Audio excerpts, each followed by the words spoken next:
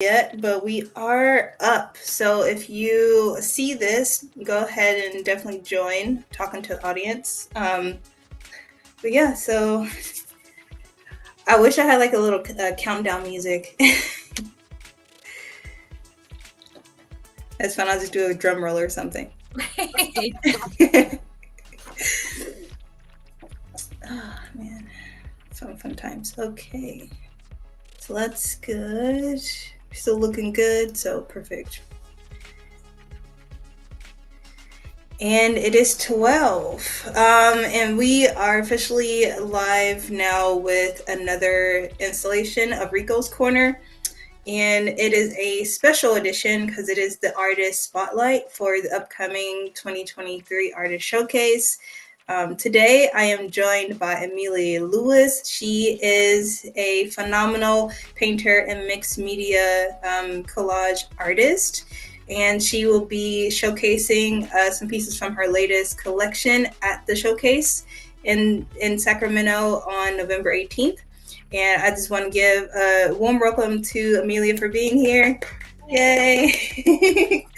I'm so excited to be able to talk about your work and your process. At this point, I've only really seen it online, and to be able to hear it from through your words will be amazing for both myself and for the audience.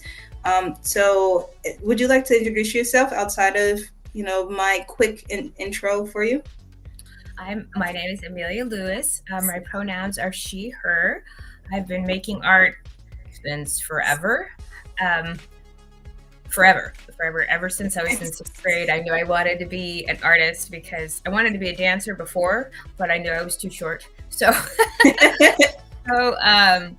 Yeah. And I worked as a graphic designer. I'm from San Francisco. I went to art school, started in fine art, then switched over to advertising because I thought I could make it as a fine artist, and worked as a graphic designer for like 15 years. And then always did art, always curated shows, had a studio. And then life got absolutely insane. And I decided I didn't want to be a designer anymore. I moved from San Francisco. Me and the city we're not broken up, but we're just kind of separated right now. And I lived in Sacramento for a while, and I love the art scene in Sacramento. And then I just dove into my art and collage full on. Nice. And so I think that's a perfect place to jump into the first question. And it's really if you can just talk about like your inspiration behind your work. It's so involved and so intricate. I'm just curious about where does most of your inspiration come from? It's so interesting because my inspiration, it comes from me. I'd like to think that I want to be connected to all these other things, which I am, but the inspiration really does come from me and my personal experiences and memory. And then it connects to the greater society, of course. Most of it comes from pain. It's very art therapeutic. Pain or fun. Like a lot of my collages are just plain old fun. But the work I do that is narrative based, it usually has an origin of pain or a time in my life, different parts of my history that for some reason have stuck.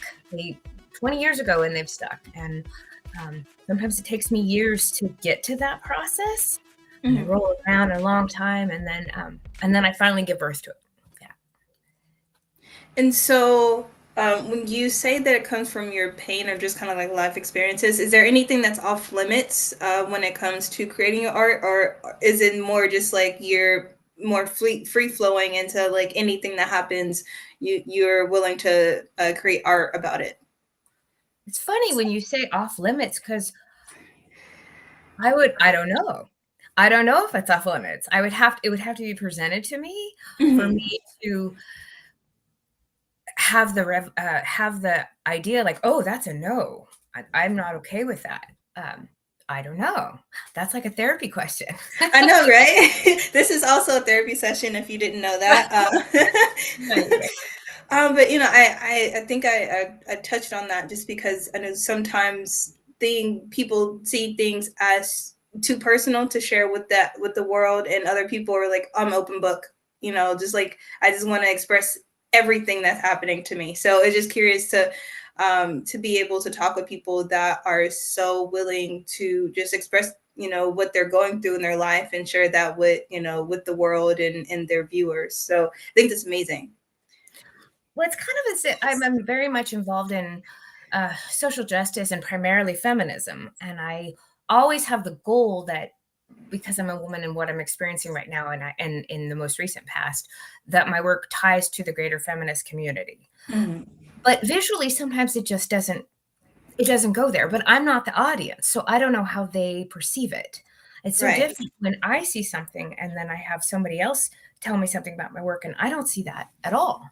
So a lot of the topics in my work, I mean, generally, if I was to go into great depth with you about what they meant, they would be considered off limits. But it's how you present it visually, and for Hmm. that is the biggest challenge because a lot of trauma, a lot of pain, a lot of anger, really dark stuff that's happened to me that I'm going through. But my goal is to make it beautiful.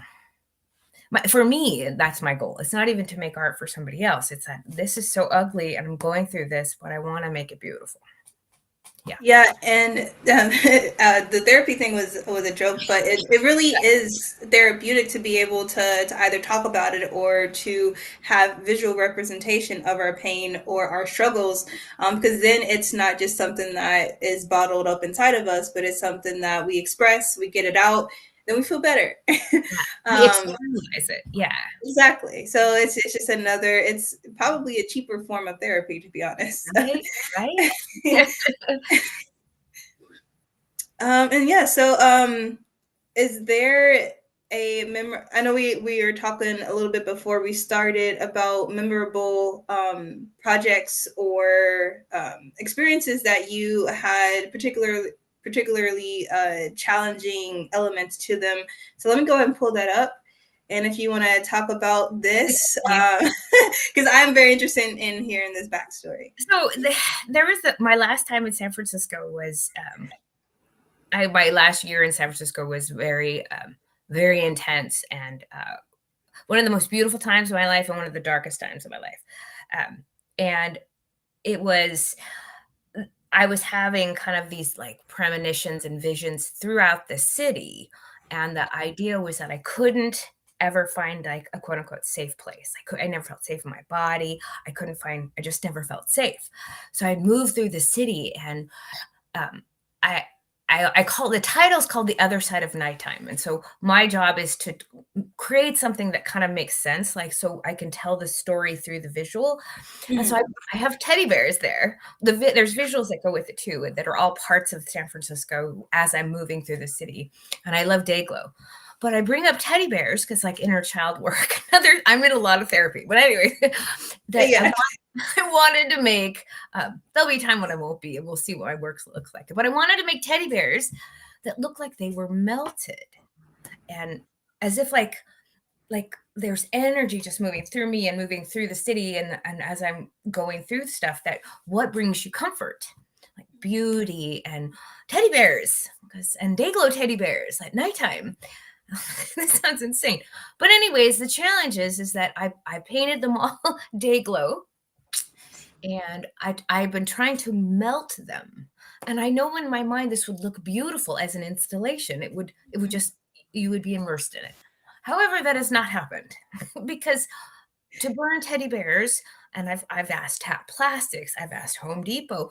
I just no to melt them, not burn them. I just burn them. They just Mhm. on fire. So Yeah. it's kind of a funny, cute visual.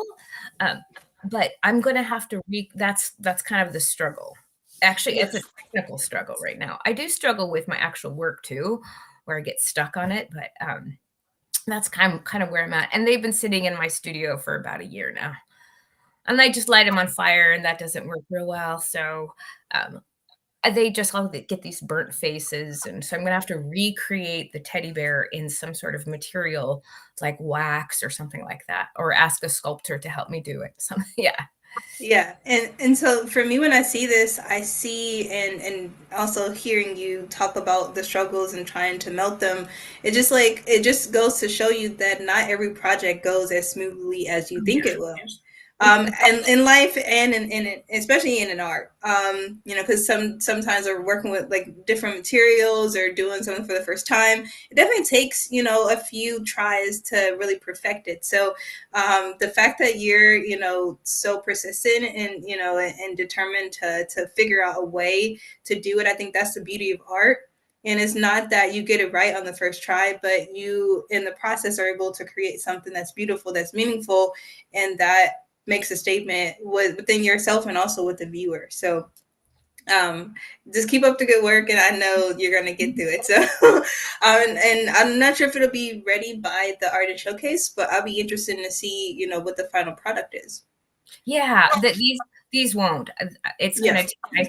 I've asked everybody, and I think I've gone into Tap Plastics twice. They're like, "Oh, there she is again." I talked to somebody different who knew something different. So, um, at some point, it'll be really cool. I would have like visions of like a giant melted teddy bear, but yeah, I don't You think I'm can gonna have do it by the 18th. It'll be more you my can do a big Frankenstein right. teddy bear with like just sewing them together. Yeah, yeah. I have big ideas, and um, but they sometimes don't come together. So And that's okay too. So that was actually all the questions that I have, but I did have an idea if you're down. I just yeah, kind of want to go through the pictures, and then if you can just talk about the sure. process for each of those, and just kind of like the backstory or what the inspiration behind each are. So I think this is the first one. If you want to just go ahead and jump in. This is the back. These are the backgrounds for the show, The Other Side of Nighttime, which is part of the Teddy Bear Show, and you'll probably get to the images of the city too. Um, Sometimes making work where I can't sit and cut out tiny little pieces where I just need to just get it out. And that's what these are. So I was throwing paint around and cutting up stuff, and these are just the backgrounds. So yeah. And cool. I know this one is number one. So I put this in here to show what a successful piece is. Um, this sold. I like naked people, so I like nudes. I like the body, and the. I'm just really impressed with it. Oh, sorry, that's my finger. The inner pieces in the with the yellow around her neck. I just love this piece. I think it's a really dynamic piece, and it was very successful. So these pieces I included because I like the collage work, but these are the challenges that these did not work out so well. There's some more nudes, but they just got stuck. So I did the heads as collages, but the bodies, the pieces just didn't come together. So they're sitting in my studio. That was another challenge. Yeah. Okay, let me go to number four. Those are the city pieces that I was telling you about, and those go with the teddy bears. And these are in progress. So I'll go in and cut out pieces of the building, and then I'll go in and paint it, and then I'll go in and draw it, and then I'll use some spray paint. And so that's my process where I go back and forth. Yeah. Okay. That's the Bay Bridge. I think in the 30s. They think there's a tiny little car on the bottom. I love Yeah, vintage. it is. Yeah. Yeah. I don't know if you can see. Yeah, it's right here. Let's see. This is you can see my feet on the bottom of the photograph. This is hard to kind of make out just now because I've got to go in and kind of highlight. But it is China. It's Chinatown. It's really it's Oh Chinatown wow. 50s. Yeah, it's you can't see it yet. A lot of times with my work, it's like I let the work kind of determine where I'm going to go with it. I try not to have too much control. So me and the work, we get into a relationship, we go back and forth, and sometimes it wins and it's not good. So Excuse me. this is part of the process, and you can see my cat. So that's when I collage. So do you have a male or female cat? A male. Male. Male. So does he help you with your work at all? He sits on my art pieces. Yeah. I have a tendency to play around with the with really important pieces of paper that I eventually have to go and move from him. But yeah. And I think that was. Oh, we didn't talk about this one yet. This is another part of my process where I'll just start. If I don't have an idea in my mind and I need to get some creative energy out, I'll just start collaging background pieces. So those have they've sat in my studio for a while, and I eventually photographed them, uploaded them to Photoshop, and then started working digitally with them. That's really cool, and I can kind of see the subject matter here is a little bit different, or maybe it's just a bit fuller of a concept than your other pieces. Although I love how you incorporate so much color. Yeah, Um, color. Yeah. yeah, these I can imagine are so beautiful in person. Okay, so that was all of the ones that I had, and we talked about that one. So, um, do you want to tell the people what they can look forward to at the artist showcase from you? Well, I made some super cool digital collages. I love them, and they're reasonably priced, and they're ready to frame, and they're on my Instagram as well. I really really like them. They're kind of edgy, and I really like vintage imagery and parts of the body, like vintage medical, but nothing too dark or macabre. Um, I'm excited about those, and I've got my fun collages too. Like I like baby heads, um, stuff like that. So, oh, toy baby heads, maybe real baby heads. I don't know. They're fun. They're tongue in cheek. Yeah, yeah. Awesome, awesome. So, as we wrap up here, do you want to tell the people where they can follow you on social media? If you have any websites or any other shows coming up outside of the artist showcase? Um, I'm sure I have a show. I have tons of shows. I can't think of them now. Um, I will be vending this Saturday in the Artist Studios in Sacramento, and my Instagram is at Amelia L underscore artist. Awesome, awesome. So I have been your host, Rico, and my amazing guest, Amelia Lewis, has been amazing, and you will be able to shop her collections at the Artist Showcase on November 18th at the Oak Park Community Center. If you're in the Sacramento area, definitely come out and support and say hi to her and also myself. But that's all I have today. I will go ahead and in the stream, but I wish everyone a productive Saturday and have a great weekend. Thank Bye. you. Bye.